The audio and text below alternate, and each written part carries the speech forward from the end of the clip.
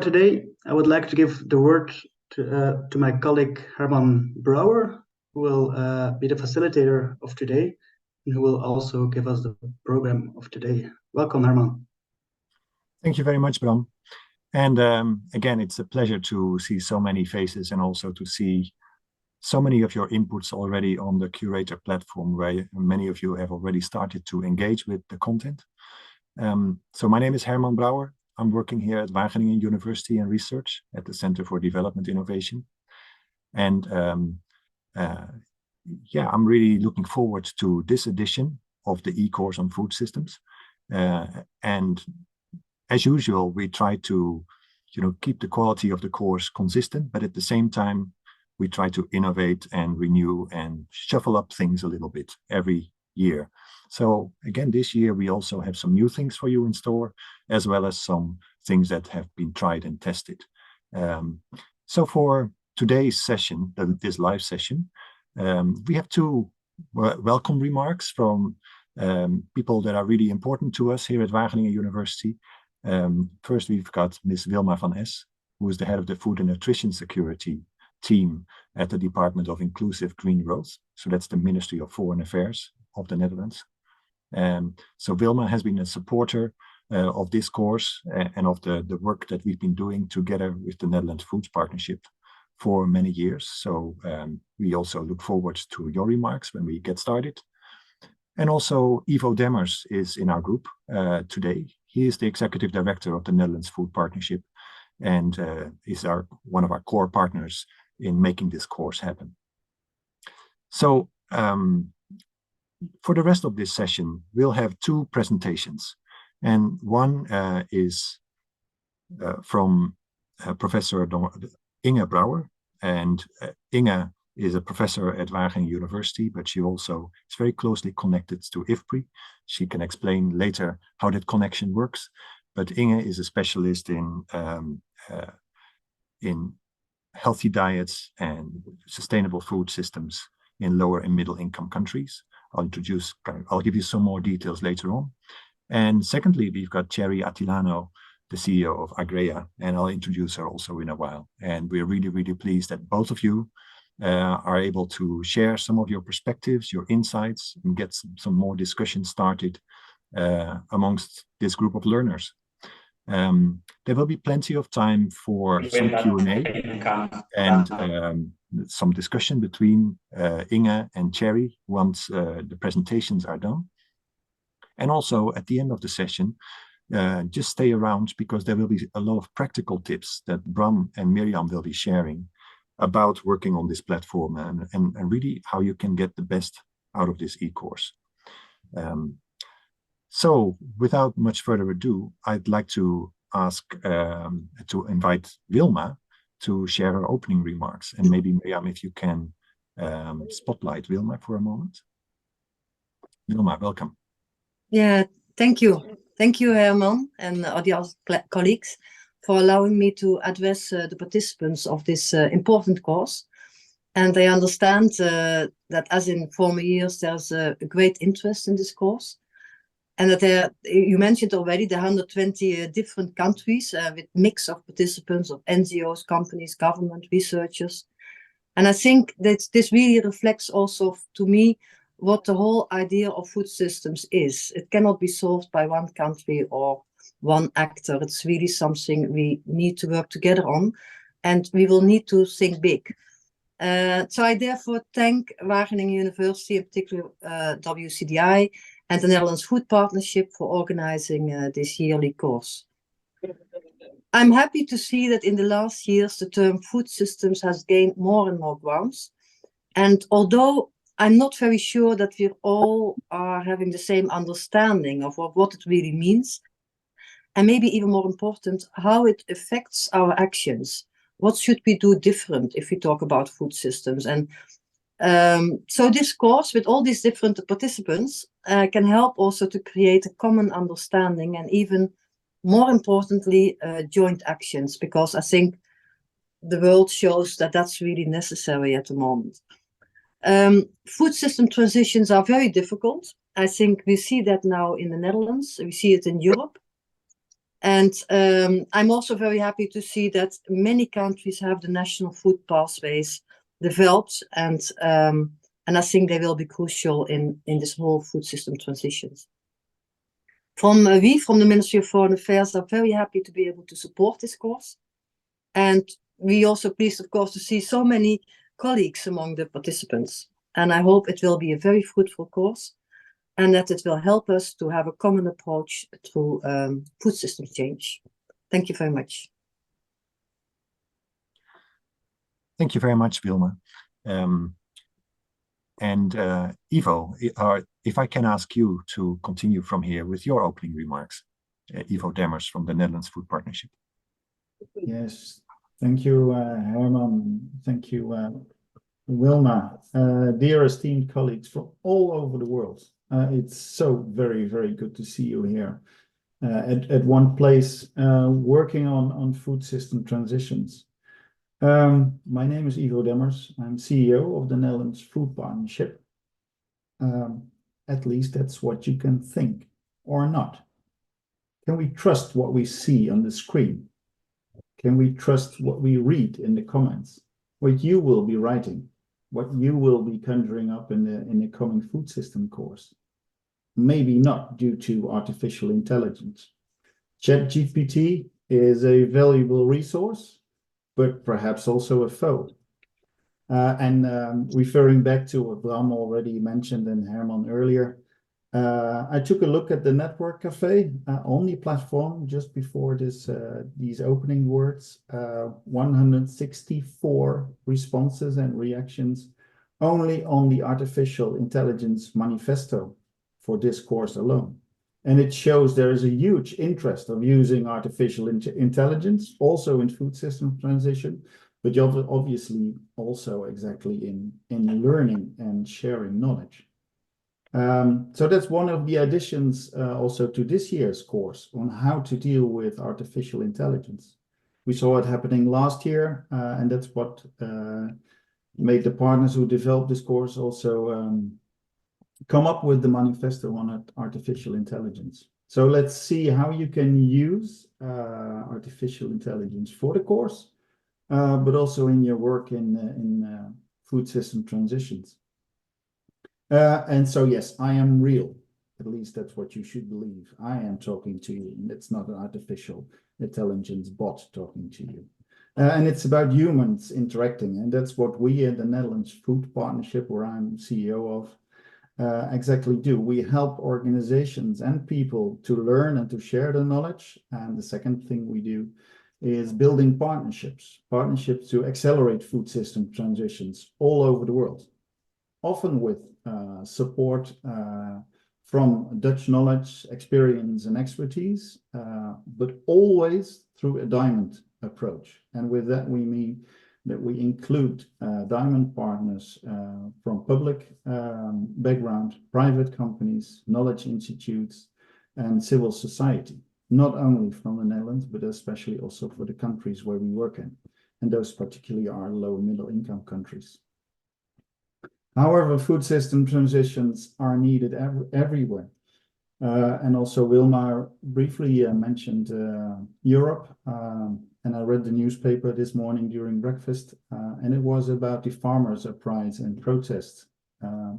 Many countries varying from Spain, France, Italy, Germany, and again the Netherlands. Farmers are protesting for many reasons. Protesting against low prices, but also against regulations. And then the response from the European Commission von der Leyen was, perhaps we did not explain well enough why we introduced certain regulations. And this explanation and in-depth knowledge of food systems was also what I saw missing in the COP28 in Dubai, where the link was made between food and climate. But the negotiations on the end text and declaration were hampered by too little knowledge about how exactly food and climate are linked. And that knowledge and in-depth understanding of food system transition is what you will be gaining, at least that's what I hope you will picking up from this course, and which is so very important for all of us in this world. And it doesn't matter where you live, where you come from, and where you're going to.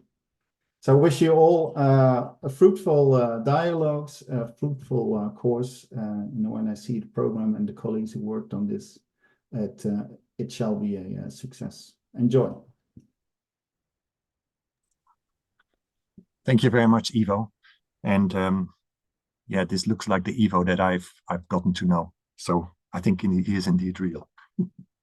Now, before we get started with the two presentations that I promised you, we'd like to learn also a bit about your opinion, where you stand on certain topics, how you understand food systems, food security, and these issues. And the way how we are used to doing this is by doing a quick poll. And I think, Bram, you will share, you can share right now, but perhaps the Menti presentation, which basically is a question that we ask you to be involved in. Basically, we've got a couple of propositions. You see the first proposition on your screen right now already, and I'm inviting all of you to go to www.menti.com. You can do that on your phone, or you can do it on a different screen, and use the code 23324819. You see it at the top of the screen, and that will allow you to get into this particular poll. And we see that already 3 people have cast their vote. They're the really quick ones. So the statement is like this, and basically it's a matter of agreeing or disagreeing.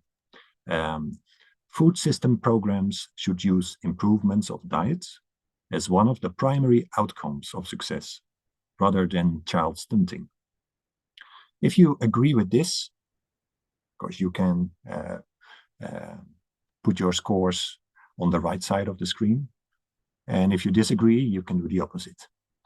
So let's wait a couple of moments and see some more votes coming in. So I invite everybody to join this vote if you can. We've got 3 more statements for you, but this is the first one. And of course, we are going to ask some of our panelists today, in particular, Professor Inge Brouwer, to reflect on your scores in a while. But before we get there, let's see if you can get some more scores. We're close to 100, over 100. So keep them coming.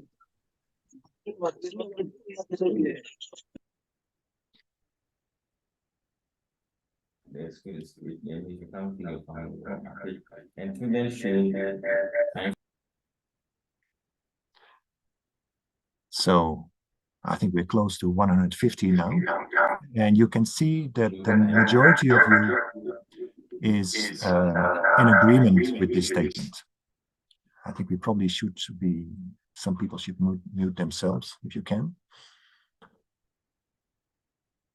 So there seems to be relatively strong agreement on this statement.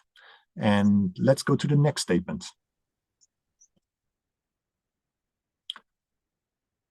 So the second statement is, food systems are dynamically stable and resistant to change.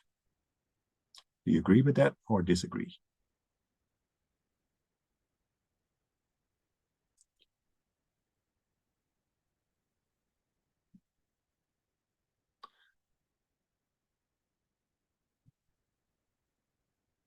And if you haven't been able to log on to Menti, in the chat, you can find the address that you can use. And also the number on top of this slide is the one that's really helpful to get in. I have a question. Brouwer? Yes, what is your question? Yes, I opened on my Menti. Unfortunately, I don't have an option for the code. Is this okay? I can't answer your question right now, but maybe one of my colleagues can, in the chat, kind of help you out. Okay, cool. Yeah. Thank you. So we're over 200 people about this particular one. Now you can see that the consensus seems to be that we disagree on this particular statement. So that's going to be an interesting one. I'm going to, let me first, well, let's go to the next slide. And then maybe after that, I'd like to invite Inge, if possible, to reflect on some of the preferences that we have given ourselves. Now, the third statement is our food systems are broken. Now, that's a very short statement, but I think there's a lot of content and meaning packed into it. Do you agree with that our food systems are broken or not?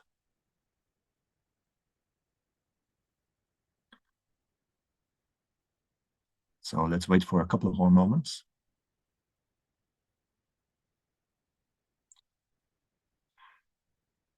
And I also see that some people are putting their votes in the chat. So in case for whatever reason, if you're not able to log into Menti, you can also put your answer in the chat. And we won't be able to count it live, but at least it gives us an indication of where you stand. So our food systems are broken. It looks like many people agree with that statement. Not everybody. There's some distribution that we can see of also people who are in the middle or who also disagree. Now, Bram, is there a fourth question that we can still add? So the fourth question or statement is increasing food production will lead to reduction of malnutrition. Do you agree or disagree? So let's give each other a couple of more moments.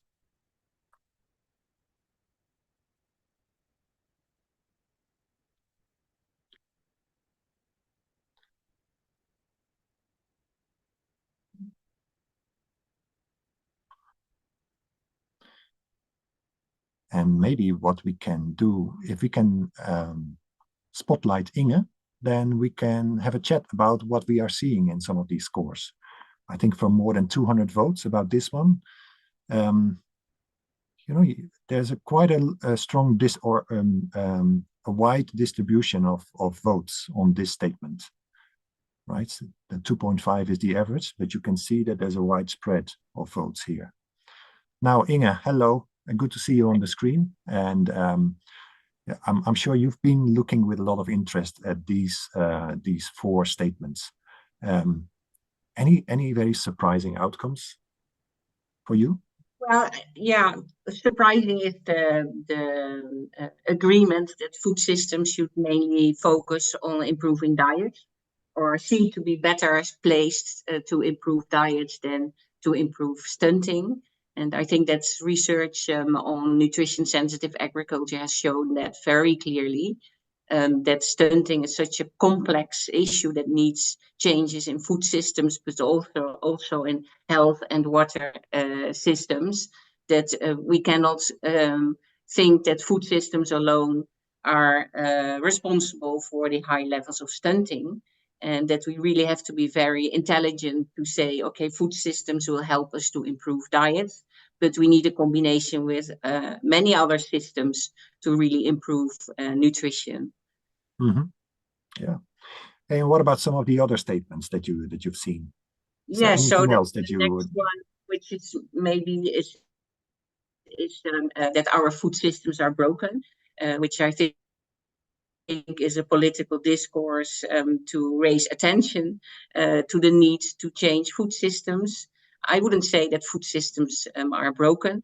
They have a performance that we don't like because they have a large connection with the environmental footprint that we have.